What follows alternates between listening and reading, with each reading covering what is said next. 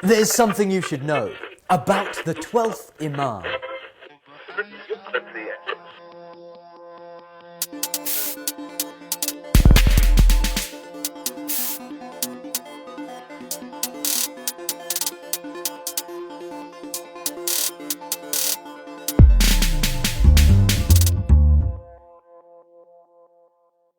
124,000 prophets were sent for one purpose: the progress of human beings. But we rejected them and we slew the prophets unjustly. Thus the 12th Imam and the guardian of the message of all prophets was hidden away from us. Allah basically said, do whatever you like. Go to the moon, explore space, build a hadron collider, clone a sheep or two, build a robot. How cute. In the end, the human race will realize that we need our guide and savior. Why? Because despite all our technological advancements, we remained far behind in terms of akhlaq. The Holy Prophet said, I have come to perfect akhlaq. But that's exactly what we're lacking in today's world. We know how to cure, but instead we inflict wounds. We know how to spread happiness, but instead we spread pain. We have schools which indoctrinate rather than opening the minds. And we have poetry, or rather mainstream media, which distracts the people rather than making them think.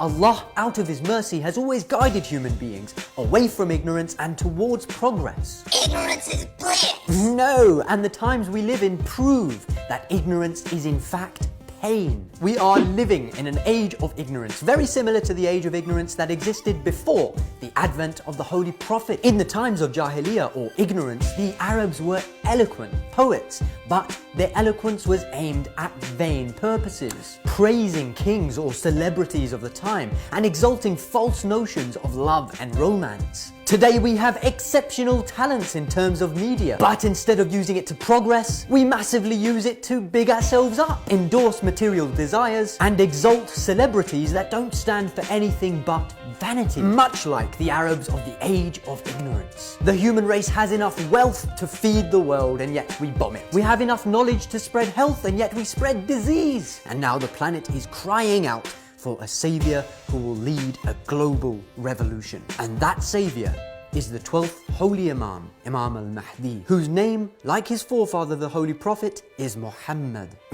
You're worried about your finances? Well, when the Imam returns, poverty will vanish from the face of the earth. At that time, people will be searching for someone poor who should accept charity or gifts from them, but they will find no one to give it to. In fact, it has been narrated that the Imam will address the people and say, anyone who has a need, come forth.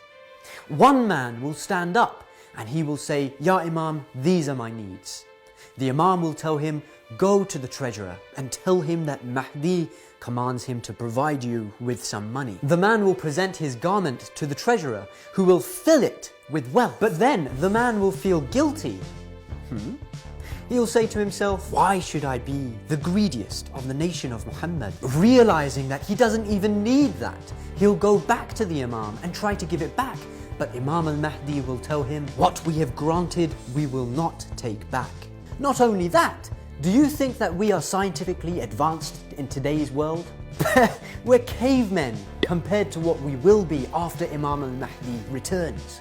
Imam al-Sadiq says knowledge and learning are 27 letters, and everything that the prophets have brought is only 2 letters. When our Qayyim rises up, he will bring out the other 25 letters, spreading and extending them among the people. So everything we have ever known as a human race has only been 2 out of 27 parts. And when Imam al-Mahdi returns, inshallah, we will reach our full potential in terms of knowledge and scientific advancements. The Holy Prophet also said, O Ali, know that the most wonderful of the people of Iman and the greatest of them in certainty are those people who will be in Akhiruz Zaman, the last period of time. They will not meet the Prophet and their Imam will be hidden from them, yet they will believe. Do you believe? If so, then the Holy Prophet has described you as the most wonderful of people.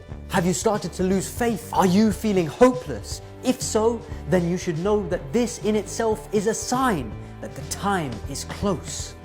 Imam Rida has said, the most pious of believing men and women are those who are sorrowful for the time of flowing water, Imam al-Mahdi.